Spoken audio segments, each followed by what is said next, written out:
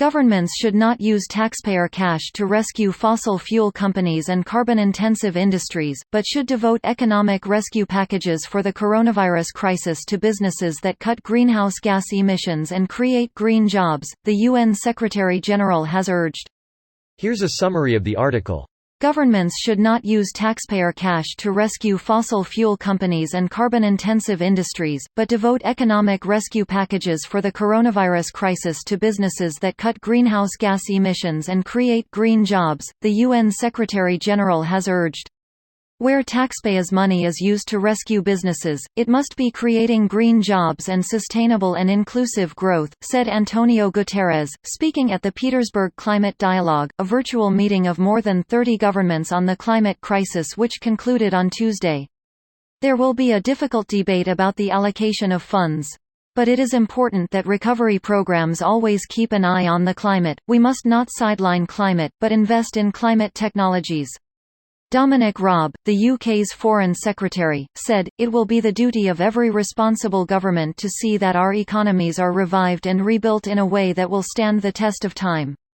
That means investing in industries and infrastructure that can turn the tide on climate change and doing all we can to boost resilience by shaping economies that can withstand everything nature throws at us. Public funds should invest in the future, by flowing to sustainable sectors and projects that help the environment and climate. Fossil fuel subsidies must end, and carbon must have a price so polluters will pay for their pollution," he said. Helen Clarkson, chief executive of the Climate Group, of businesses accelerating action on the climate, said companies were still committed to climate action. No date has yet to be set for the rearranged meeting, but work is continuing on global diplomatic engagement, aimed at encouraging countries to come forward with more ambitious climate plans, according to the UK government. This post received a score of 58,000, with an upvote ratio of 84%. Here are the top comments in response to this article. Pretty much everyone except politicians agree on this. The squeaky wheel gets the grease. If you haven't already, call your rep and senators to let them know where you stand.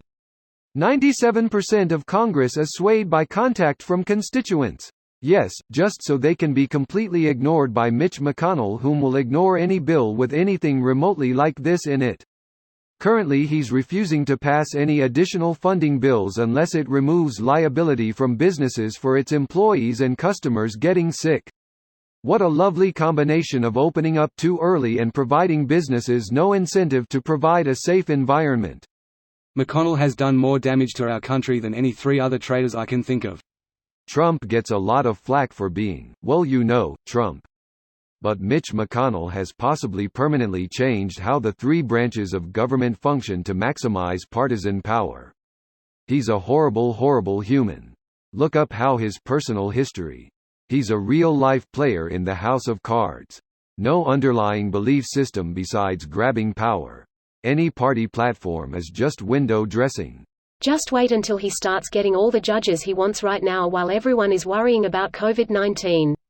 My fellow fuckwads in KY will vote this guy in no matter what, so he doesn't even worry about campaigning. He is more worried about getting judges that are conservative in power.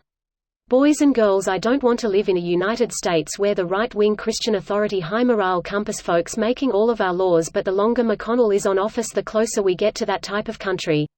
I always felt so useless voting in Kentucky. This is the first election in years where I've wished I was voting there again.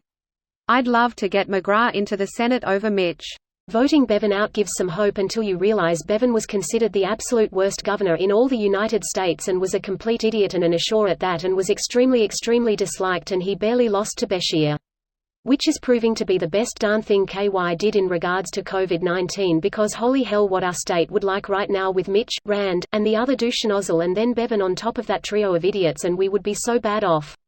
The rest of the state won't go, hey, look at this guy in office doing a great job. Because heavens to Betsy if the other guy does something good. I mean, Mitch is extremely disliked, no? Yeah, but blind party loyalty supersedes that. It's always better to have a hated Republican in office than a Democrat.